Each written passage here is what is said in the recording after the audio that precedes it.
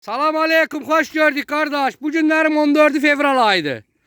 Gördüğünüz gibi bak bu 450 baş heyvan satılır. Hamısı da boğaz şehirlerdi. Maşallah.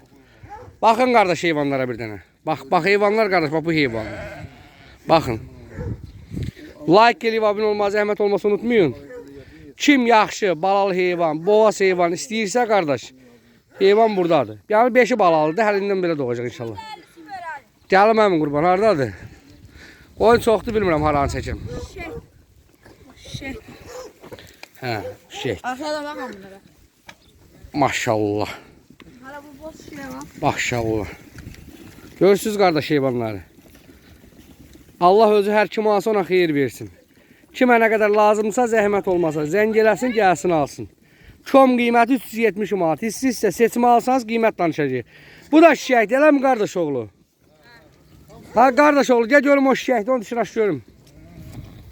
Başından şişək oxşur, aç görüm. Ha, ikinci qarnı şey. Baxım. Ha qaldı da. İkinci qarnı elə. Tutanmır uşaq. Maşallah, maşallah. İlan bu boy tükürək, ilan bu şişət tükürək. İlan qızı kere şişət tükürək. Maşallah. İyi hay, qızı kere şişət. Şey. Çiçektir. Allah özü kardeşi. Ne getdi? Maşallah. Hiç bilmirəm hansı çəkim. Kardeş hamısı super heyvan. Kim yaxşı damazlıq heyvan istəyirsə gəlib ala bilər. Allah özü hər kim alsa ona xeyir versin. Hər kimə nə qədər lazımsa kardeş gəlib ala bilər. Ya ona bak. Tam şey. Şıqa.